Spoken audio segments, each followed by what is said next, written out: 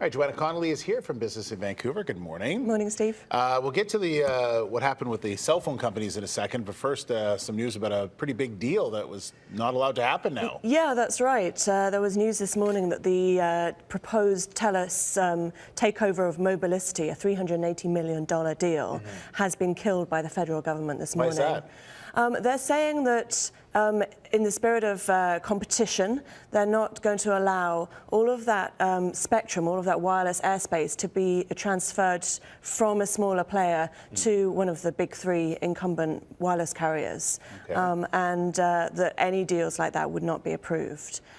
So that's kind of interesting. It's not going to harm Telus too much. Right. They'll be disappointed, but it won't devastate them. But what it will do is probably harm Mobilicity significantly, because they really needed this takeover. They approached Telus with it.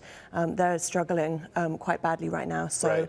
So if they go bankrupt or something, then that spectrum they have, would that be put up for auction? Is that? That would likely be put up for auction at a later date, but probably not for a while yet, and not necessarily going to Telus. All right, well, we'll keep an eye on that situation. And we mentioned there was new regulations that were put out for cell phone companies yesterday, and yeah, that's right. They didn't go so far as to cancel contracts, which I think a lot of people were upset about, but they do get out of them. So what's the reaction been from the big three?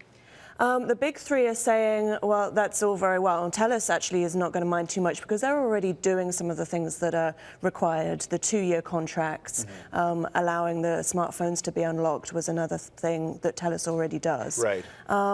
The other two of the big three are slightly less pleased, and Rogers is certainly already saying that it's likely that smartphones are going to be, the upfront costs are going to be more expensive. It's going to raise those initial costs because they're not going to be able to recoup the money that they the subsidy that they give on those smartphones in the first place. Get a 3-year contract, get it for free or whatever. Exactly. Yeah, so you're likely to spend the money in other ways. They're not going to allow it to just diminish their profits. Right, so yeah.